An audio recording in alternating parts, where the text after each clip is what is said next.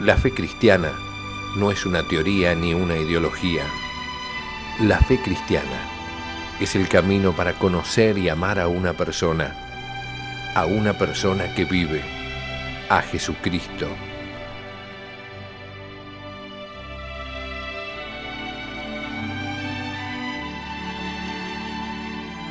La fe cristiana, un curso del Instituto de Formación Teológica por Internet que quiere ayudarte a crecer en el amor a Jesús, nuestro Señor.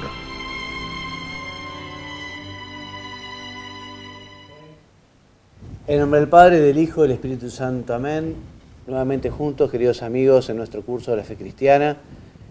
En esta oportunidad continuaremos hablando del bendito sacramento de la penitencia o de la reconciliación, un regalo que nos dejó nuestro Señor, por el que cuando nos acercamos arrepentidos al ministro de Cristo, el sacerdote, y pedimos perdón, Él, en nombre del Señor, nos perdona los pecados.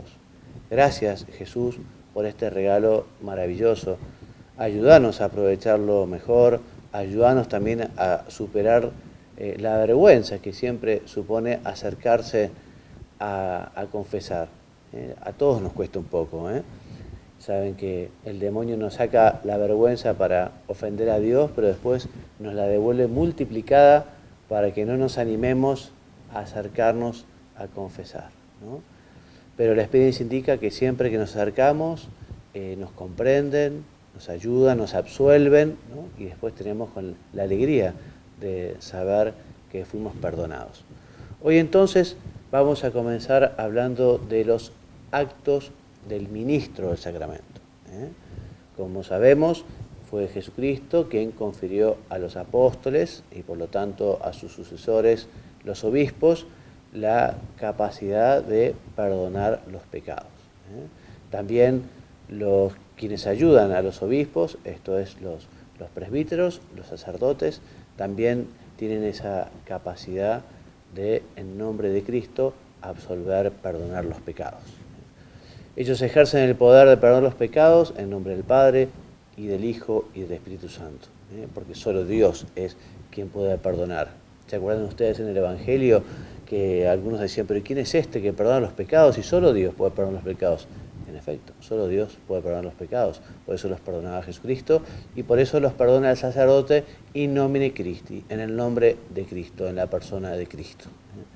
De modo tal que el ejercicio de este poder también, que está regulado por las leyes de la Iglesia, exige lo que se llama la facultad de poder ejercer el ministerio, en este caso la facultad de poder confesar. O sea, además de tener el sacramento del orden, se tiene que tener el permiso, se tiene que tener la facultad otorgada por el obispo propio, por el ordinario propio, para poder ejercer esta función en la Iglesia.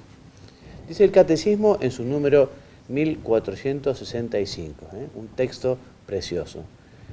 Cuando celebra el sacramento de la penitencia, el sacerdote ejerce el ministerio de buen pastor que busca a la oveja perdida, el del buen samaritano que cura las heridas, del padre que espera al hijo pródigo y lo acoge a su vuelta, del justo juez que no hace acepción de personas y cuyo juicio es a la vez justo y misericordioso. En una palabra, el sacerdote es el signo y el instrumento del amor misericordioso de Dios con el pecador. Por eso comenzábamos agradeciéndole al Señor este regalo, agradeciéndole a Dios la oportunidad de tener una certeza total de ser perdonados cuando estamos arrepentidos. En el número 309 del compendio del Catecismo se afirma que dada la delicadeza y la grandeza de este ministerio y también dado el respeto que se debe a las personas que se van a confesar, el sacerdote, el confesor, está obligado sin ninguna excepción y bajo penas muy severas a mantener el sigilo sacramental. Esto es el absoluto secreto sobre los pecados conocidos en la confesión. Que los sacerdotes tenemos la obligación, y no se ha escuchado en la iglesia a nadie que haya violado este sigilo, tenemos la obligación, repito, de guardarnos el pecado de cualquier persona que se acerca. Respecto a la absolución sacramental, es uno de los actos del confesor, cuyo primer acto es escuchar la confesión del penitente, imponer la penitencia y darle la absolución, diciendo la fórmula prescrita por el ritual, cuya parte esencial es: yo te absuelvo en el nombre del Padre y del Hijo y del Espíritu Santo. Y el sacerdote dice: yo te absuelvo, ¿por qué? Y porque es Cristo el que absuelve. Así, por medio del sacramento de la penitencia, el Padre acoge al Hijo que retorna a Él. Cristo toma sobre sus hombros a la oveja perdida y la conduce nuevamente al redil. Y el Espíritu Santo vuelve a santificar su templo o habita en él con mayor plenitud. Con respecto de los efectos del sacramento de la penitencia, el compendio en su número 310 lo sintetiza muy bien cuando dice que los efectos del sacramento de la penitencia son, en primer lugar, la reconciliación con Dios y por tanto el perdón de los pecados. También la reconciliación con la Iglesia, como lo decíamos la clase pasada, ustedes recordarán, citábamos a la Lumen Gentium en su número 11, donde decíamos justamente que el pecado nos aleja de Dios y nos separa de la Iglesia también. También la reconciliación, o por la reconciliación recuperamos el estado de la gracia si se había perdido. Si uno había llegado por un pecado mortal al estado de enemistad con Dios, entonces con la confesión se recupera el estado de gracia, por lo tanto, por decirlo de alguna manera, el pasaporte al cielo. O sea que uno, cuando está en gracia de Dios, podríamos decirlo, tiene justamente la posibilidad de acceder a la visión beatífica al cielo. También el sacramento de la reconciliación tiene como efecto la remisión de la pena eterna, merecida a causa de los pecados mortales, y al menos en parte de las penas temporales que son consecuencia del pecado. Ya lo vamos a ver un poquito más adelante cuando hablemos de las indulgencias, cómo se perdona la culpa y queda justamente el resabio de la pena, que puede ser justamente temporal, es cuando queda como una mancha de pecado que justamente con la penitencia, con la oración, si la confesión está muy bien hecha, se nos perdona más esa pena temporal, y también las indulgencias borran esa pena temporal, ya lo veremos. La confesión nos recupera la paz, la confesión nos recupera la serenidad de conciencia, y también la confesión nos da el consuelo del espíritu y el aumento de la fuerza espiritual para el combate cristiano. Porque aquí estamos en la lucha por hacer el bien, en la lucha por rechazar el mal, en la lucha por parecernos a Jesucristo, en la lucha por no dejarnos llevar por la concupiscencia, ¿no? Y justamente el sacramento de la penitencia es la gran ayuda. Por eso vamos a hablar ahora a continuación de lo importante que es acercarnos con mucha frecuencia, no solo cuando uno tiene pecados graves, sino buscar en la confesión la gracia que nos justamente ayuda a parecernos a Jesús, esa gracia que nos ayuda a ser mejores, esa gracia que nos ayuda a mantenernos lejos del pecado, esa gracia con la que es mucho más fácil rechazar las tentaciones. Por eso la Iglesia siempre ha recomendado la confesión frecuente. No lo diremos en esta presentación, pero podemos agregarlo que oportuno es que la confesión también se convierta en ámbito para la dirección espiritual o el acompañamiento espiritual. Cuando uno se confiesa siempre con el mismo sacerdote, puede pedirle: Padre, ¿por qué usted no me muestra un camino ascendente de lucha con sus sugerencias, con algunas lecturas, ¿no? ¿Por qué no me pone usted algunos objetivos, algunas metas, algunos propósitos, de forma tal de poder ir creciendo, ¿no? Algo que uno hace muchas veces en el deporte, buscar a alguien para que le ayude a jugar mejor, ¿no? Qué bueno es hacerlo para la vida espiritual, ¿no? Alguien con experiencia que nos ayude justamente a ir un poco más veloz en el camino por ser mejores, en el camino por ser santos. San José María Escrivá, en su libro de homilías Amigos de Dios, resume los efectos de la confesión de esta manera. Escribe: en este sacramento maravilloso, el Señor limpia tu alma y te inunda de alegría y de fuerza para no desmayar en tu pelea y para retornar sin cansancio a Dios, aun cuando todo te parezca oscuro. O sea que es muy importante acercarse a confesar. Algunos dicen: no, padre, ¿para qué me voy a confesar si yo voy a volver a caer en el pecado? Algunos dicen: no, cuando consiga superar esto, entonces enseguida me voy a reconfesar. No, yo te diría que aproveches la gracia de la confesión justamente para tener fuerza, energía, gracia para luchar contra ese pecado que, si es reiterado, puede llegar a ser un vicio.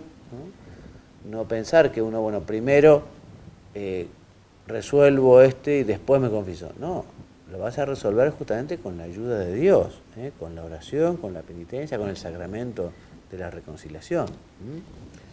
También el Catecismo dice que en ese sacramento el pecador, confiándose al juicio misericordioso de Dios, anticipa en cierta manera el juicio al que será sometido al fin de esta vida eterna. O sea que efectivamente todos el día de mañana seremos juzgados, tendremos ese juicio particular inmediatamente después de la muerte, ese juicio final, también al terminar los tiempos.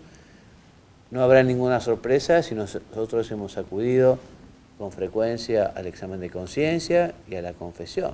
No habrá sorpresas porque justamente hemos estado toda la vida tratando de profundizar qué podemos hacer para amar más a Dios, para no ofenderlo, qué podemos hacer para tener mayor dolor de nuestros pecados, un dolor de amor que nos ayude a reaccionar, que nos ayude justamente a manifestar con nuestra conducta que queremos ser buenos hijos suyos. 3. Necesidad y utilidad de la penitencia. 3.1. Necesidad para el perdón de los pecados graves. El Catecismo, aquí en su número 1457, hace una comparación maravillosa, porque dice que para los caídos después del bautismo es este sacramento de la penitencia tan necesario como el bautismo para los aún no regenerados. O sea, tan necesario como un no bautizado es el bautismo, como para un bautizado la confesión después de una caída. Según el mandamiento de la Iglesia, todo fiel llegado a la edad del uso de razón, esto es, hacia los 7 años aproximadamente, debe confesar al menos una vez al año los pecados graves de que tiene conciencia, enseña el Código de Derecho Canónico. Y si los chicos hacen la primera comunión un poco más grandes, a los 8 o 9 años, es bueno que los chicos se confiesen a los 7 años, cuando comienzan con su uso de razón. Lo mismo que los chicos, cuando tienen uso de razón, tienen la obligación de asistir a la misa dominical, aunque no hayan hecho la primera comunión.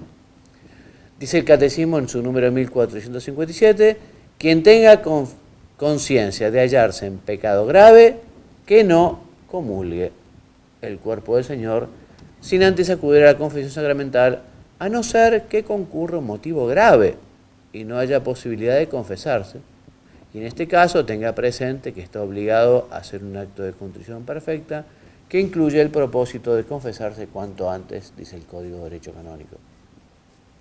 Cuando leemos que existe un motivo grave para comulgar, a mí el único que se me ocurre es la del sacerdote que tiene que ser en la misa para no dejar a todos los feligreses sin ella, porque si no, no sé qué otra ocasión una persona tenga necesidad de un motivo grave para comulgar, porque los novios que se van a casar, en fin, es bueno que se casen en gracia de Dios para poder adquirir la gracia del sacramento, pero si no fuera, no están obligados a comulgar, no están obligados a comulgar.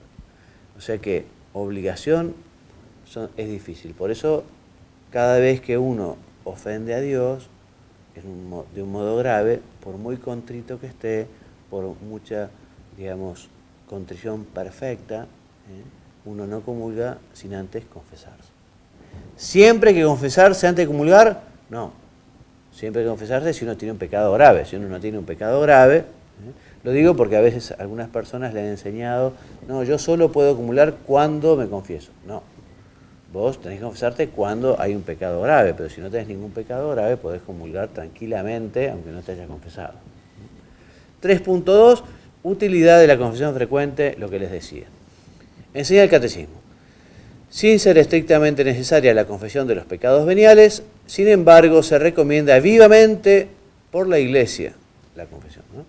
En efecto, la confesión habitual de los pecados veniales ayuda a formar la conciencia, a luchar contra las malas inclinaciones, a dejarse curar por Cristo, a progresar en la vida del Espíritu. El ordo penitentiae prenotanda, o sea que en el rito de la confesión, lo que se dicen los prenotandos, dice que el uso justamente frecuente y cuidadoso de ese sacramento es también muy útil en relación con los pecados veniales. En efecto, no se trata de una mera repetición ritual ni de un cierto ejercicio psicológico, sino de un constante empeño en perfeccionar la gracia del bautismo que hace que de tal forma nos vayamos conformando continuamente a la muerte de Cristo que llegue a manifestarse también en nosotros la vida de Jesús. Y en este sentido es bueno tener también un confesor, lo decíamos hace un ratito, un confesor, alguien que nos conozca, alguien que nos acompañe, alguien que nos lleve. Y si alguna vez las cosas nos cuestan un poco más, si alguna virtud nos cuesta un poco más, no tener vergüenza de confesarse con más frecuencia, ¿no? Alguno quizá pueda decir, bueno, pero ¿para qué si yo no tengo faltas graves? No importa, con frecuencia, para que te den una orientación, para tener más gracia, para ser más bueno. Y si hay que confesarse con frecuencia porque los pecados, digamos, o las tentaciones arrecian, bueno, tampoco tener vergüenza, tratar de superar esa vergüenza y acudir contritos a pedir perdón, siempre nos van a comprender. Punto 4. La celebración del sacramento de la penitencia. Entonces, la confesión individual e íntegra y la absolución continúan siendo el único modo ordinario para que los fieles se reconcilien con Dios y la Iglesia, a no ser que una imposibilidad física o moral excuse de este modo de confesión. ¿Cómo suele desarrollarse el rito de la confesión? Bueno, habitualmente el sacerdote acoge al penitente y el penitente o el sacerdote saludan, por ejemplo con Ave María Purísima, sin pecado concebida, o algún otro saludo. Después el penitente hace la Señal de la Cruz, que también puede hacer el sacerdote. Luego lo invita el sacerdote, una breve fórmula, a tener confianza en Dios. La oración que yo rezo dice: el Señor esté en tu corazón para que te puedas arrepentir y confesar humildemente tus pecados. Uno suele preguntar desde cuándo fue la última vez que se confesó aproximadamente, ¿no? Y le pregunta, bueno, ¿qué le gustaría pedirle perdón al Señor? ¿De qué le gustaría acusarse de sus pecados? Y hay que acusarse de los pecados, a veces por falta de formación, a veces las personas se acercan y no dicen los pecados, ¿no? O a veces dicen los pecados del cónyuge o del vecino, ¿no? Pero lo que es acusarse de los propios pecados. Por eso nosotros los sacerdotes muchas veces cuando confesamos a mucha gente y a veces las personas no están muy formadas, uno trata de ayudarlas un poquito con algunas preguntas, con alguna orientación. Algunas veces he tenido algunos breves exámenes de conciencia que hacía modo de folleto. Dije, mira, quizá para la próxima confesión te pueda venir bien leer este examen de conciencia o conseguirte un examen de conciencia, o pensar un poco en los mandamientos para hacer tu examen de conciencia. Pero bueno, para nosotros los sacerdotes la confesión es un lugar para formar a las personas, sobre todo si alguna persona viene de hace mucho tiempo, de muy lejos. En fin, es poco tiempo, evidentemente no da para mucho, ¿no? Pero por lo menos dejar una orientación, una inquietud, una invitación a quizá a que vuelva para seguir hablando de algunos temas. Muy bien, entonces el sacerdote, una vez que el penitente confiesa sus pecados, lo que hace es exhortarlo al arrepentimiento, le ofrece algunos consejos, le impone alguna penitencia, que habitualmente será algo sencillo, algo fácil, para que no sea muy costoso, ¿no? la confesión. El penitente manifiesta su contrición, puede rezar el pésame o decir alguna algunas palabras de la Escritura, como por ejemplo Jesús, Hijo de Dios, ten piedad de mí, o pedir perdón con sus propias palabras, manifiesta su contrición y seguidamente el sacerdote le da la absolución. La fórmula, ya lo hemos dicho, la fórmula central es que te absolvo en nombre del Padre y del Hijo y del Espíritu Santo. Y una vez recibida la absolución, el penitente puede proclamar la misericordia de Dios y darle gracias con una breve aclamación tomada de la Sagrada Escritura, o bien el sacerdote recita una fórmula de alabanza de Dios y de despedida al penitente. El sacramento de la penitencia, que habitualmente es individual y personal, también puede estar dentro del marco de una celebración comunitaria. Siempre la exposición de los pecados es personal, ¿no? Pero esta celebración comunitaria habitualmente está compuesta por una liturgia de la palabra, con unas lecturas, una homilía, un examen dirigido a todos los que se quieren confesar, la petición comunitaria del perdón, el rezo del Padre Nuestro y una acción de gracias en común.